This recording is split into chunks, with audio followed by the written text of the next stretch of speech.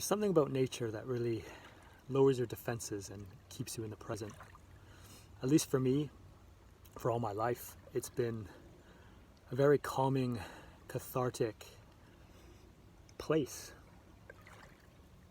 Also, for the last few years, I've been doing this whole cold water immersion thing, whether it be cold water showers every morning or at least every week, no matter the season or when it was, going in the ocean or the lakes, wherever I am.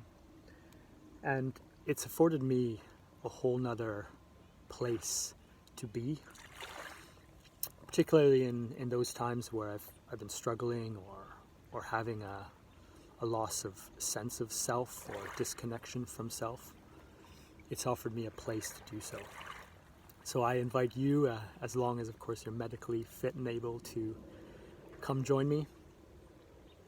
I'm going to do one now. It's December here in Canada, and it's a little cold, but I love it.